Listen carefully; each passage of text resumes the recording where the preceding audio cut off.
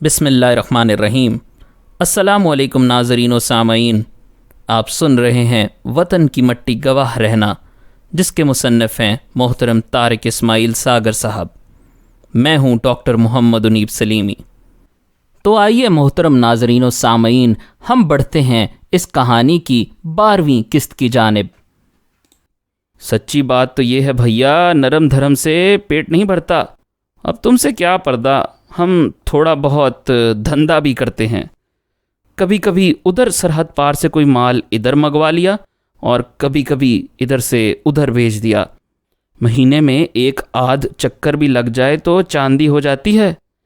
इसकी बात मुकम्मल होते ही कुमार ने ज़ोर से इसका हाथ दबाकर गर्मजोशी का इजहार किया।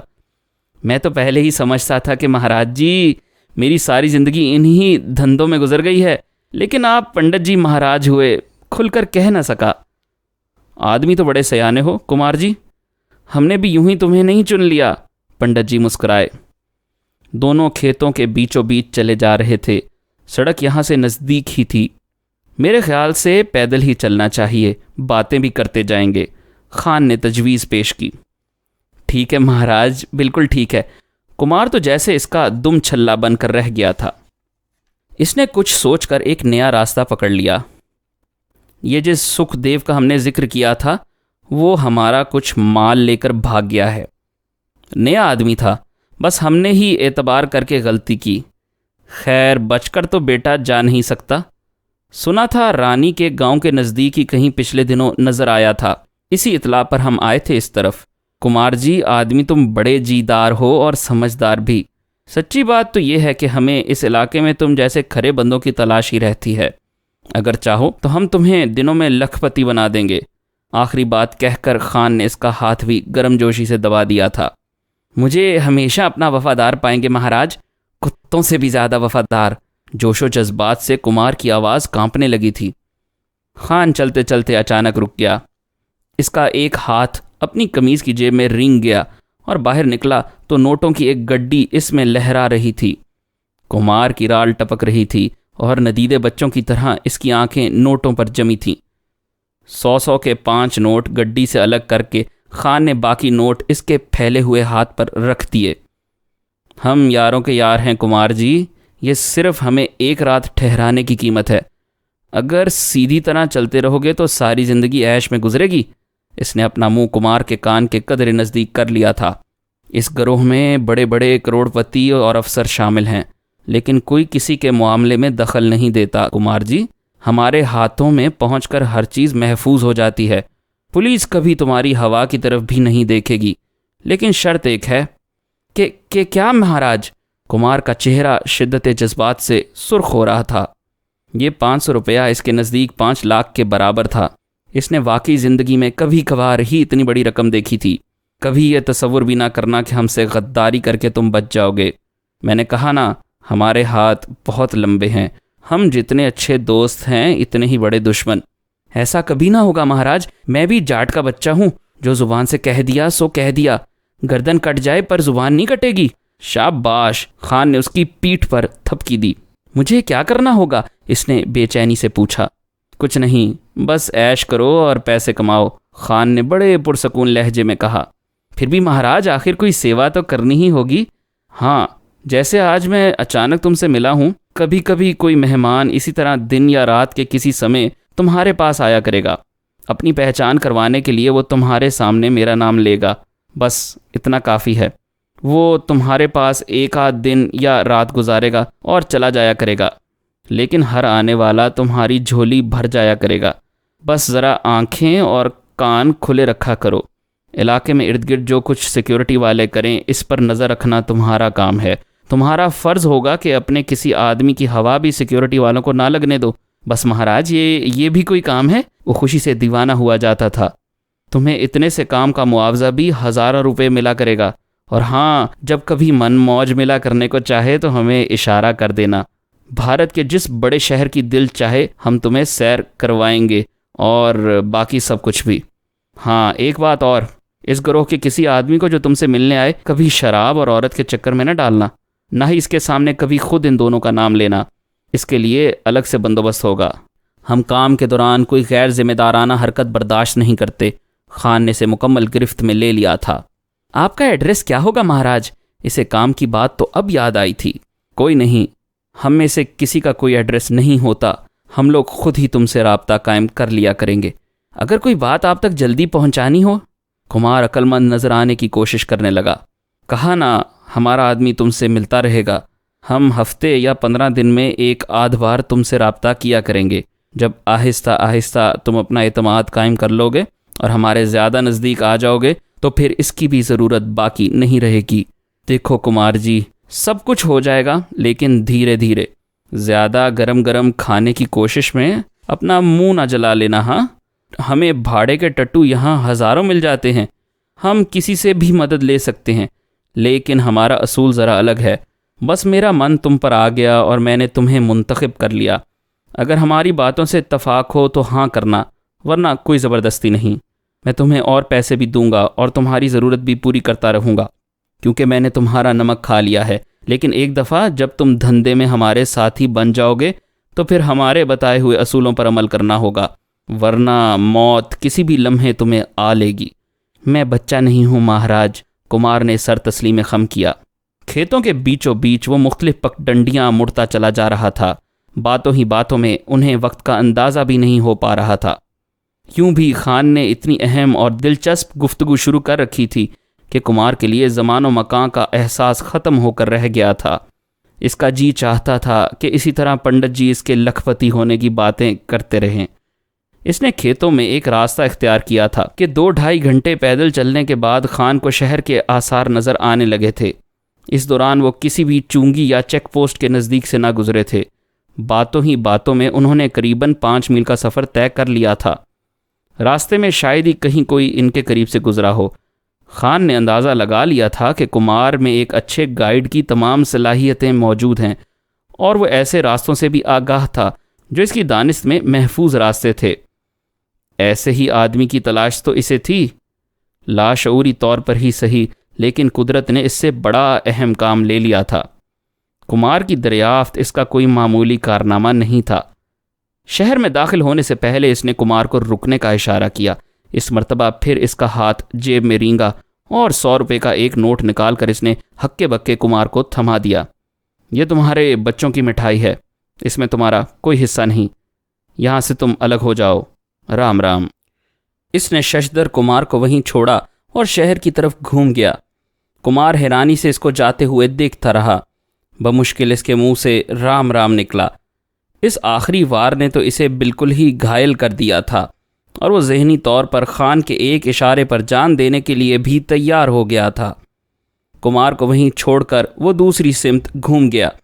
कुमार इसे तब तक जाते हुए देखता रहा जब तक खान दरख्तों के झुंड में गायब नहीं हो गया।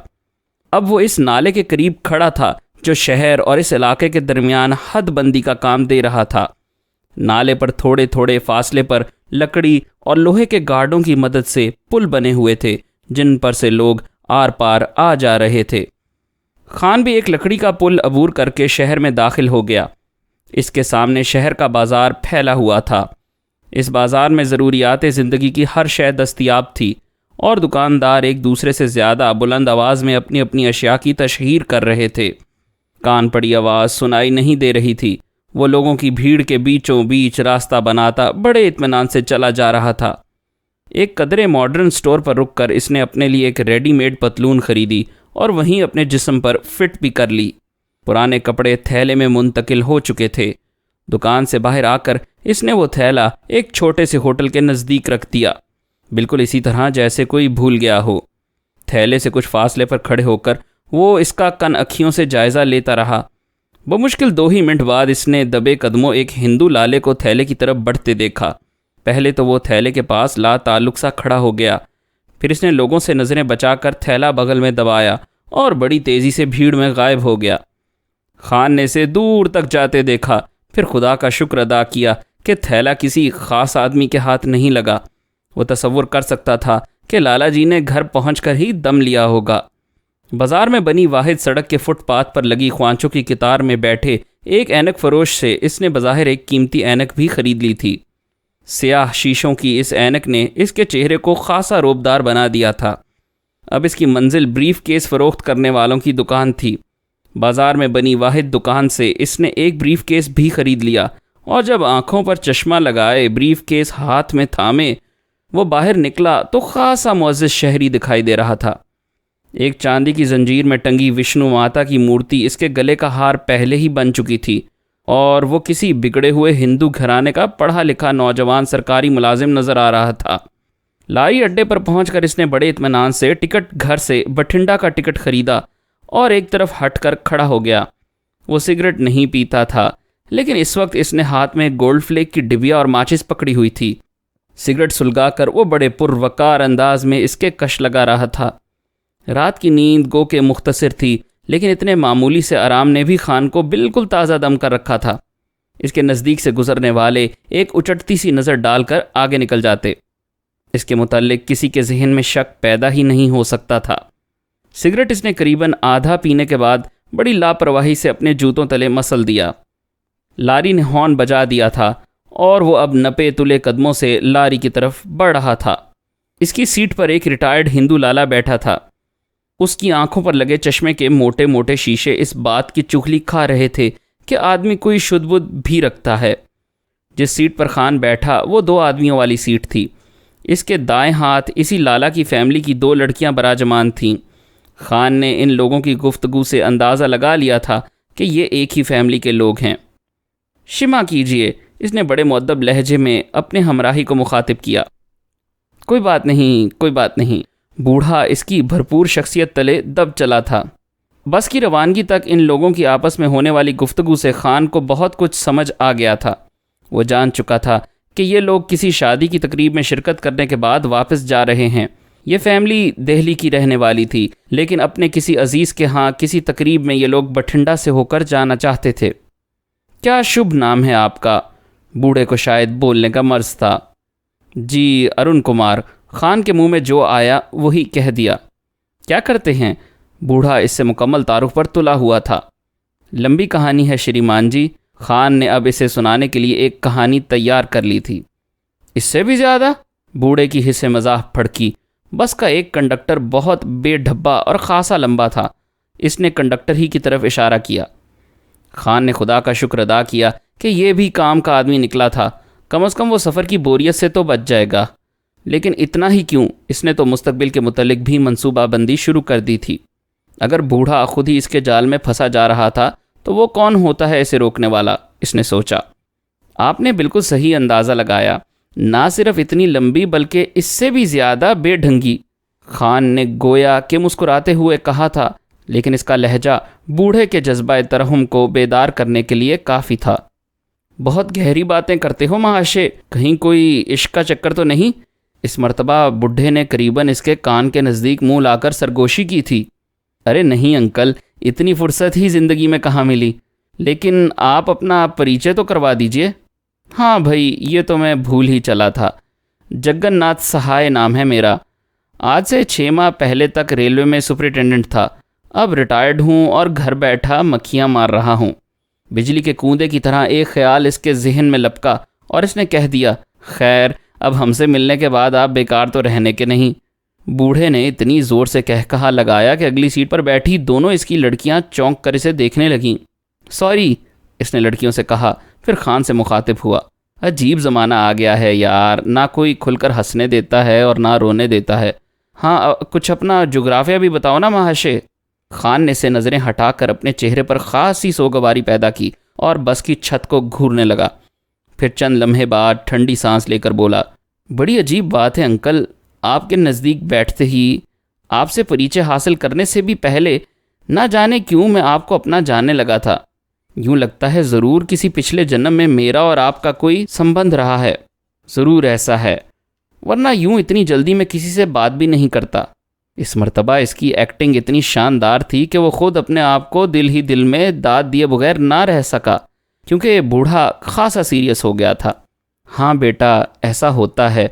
खुद मेरे साथ भी ज़िंदगी में कई मर्तबा ऐसा हुआ है, जब मुझे बिल्कुल यूँ लगा जैसे मैं अपने मदार से बिछड़ा हुआ कोई सितारा था तो लौट आया हूँ, जैसे कोई कूंज अपनी डार से बिछड़कर वापस इनसे मिल जाए। तुम्हारा मन बड़ा बोझल है, कह डालो दिल की बात, दिल हल्का हो जाएगा बेटा। इस दुनिया में किसी के पास किसी की बात सुनने की फुर्सत भी तो नहीं है। फिर वो खुद भी मुस्कुरा दिया। लेकिन मेरे पास है, मैं तो रिटायर्ड हो चुका हूँ ना। इसका लहजा अब खासा गंभीर हो चला था। आगे बैठी लड़कियों ने अब इसमें दिलचस्पी लेना शुरू कर दी थी। वो इसे अपने पिताजी का कोई पुराना जानने वाला समझने लगी थीं। दोनों के कान उनकी गुफ्तगू ही पर लगे हुए थे। ये अंदाज़ा खान ना लगा सका कि वो इस खटारानुमा बस के शोर में इसकी आवाज़ सुन भी पाएंगी या नहीं। लड़कियों ने अपनी नशिस्तों पर अब पहलू बदलने शुरू कर दिए थे। भारतीय नारियों की फितरी कमज़ोरी इन पर भी गलबा पाने लगी थी। दोनों अब खासी तिरछी होकर बैठ रही थीं। दाएं हाथ वाली लड़की तो अब इस पोजीशन में आ चुकी थी कि बराह रास्त खान की आंखों में झांक सके। खान ने बूढ़े को कुरेदना शुरू किया। इसकी कहानी बड़े सगीर के हर रिटायर्ड आदमी से मिलती जुलती थी। जिंदगी भर की मेहनत, जब ज़रा आराम का वक्त आया तो अपनों ने धुतकारना शुरू कर दिया। अब यही अलमिया बूढ़े जगन्नाथ सहाय की जान का रोग बना जा रहा था। खान के पास इजहार हमदर्दी के लिए अल्फाज का बेपनाह ज़ख़ीरा मौजूद था, जिसका इसने बेदरेग इस्तेमाल किया। और जब वो लोग एक स्टॉप पर रुके जहां बस ने करीबन 15-20 मिनट ठहर कर चलना था, तो बूढ़ा सहाय इसकी मुकम्मल गिरफ्त में आ चुका था। बस स्टैंड में बने एक होटल के कैबिन में जगन्नाथ की सारी फैमिली मौजूद थी। खान दानिस्ता बाहर खड़ा रहा, लेकिन सहाय इसे जिद करके अंदर ले गया। इसने अपनी फैमिली का तारुफ इससे करवाया। मज़ीद अक़सात सुनने के लिए हमारे चैनल को सब्सक्राइब कीजिए और बेल आइकन पर क्लिक करें ताकि आपको हमारे नए अपलोड्स के मुतालिक नोटिफिकेशंस मिलती रहें। हमारी वीडियोस को लाइक और शेयर करें और कमेंट सेक्शन में हमें अपनी राय से आगाह करते रहें।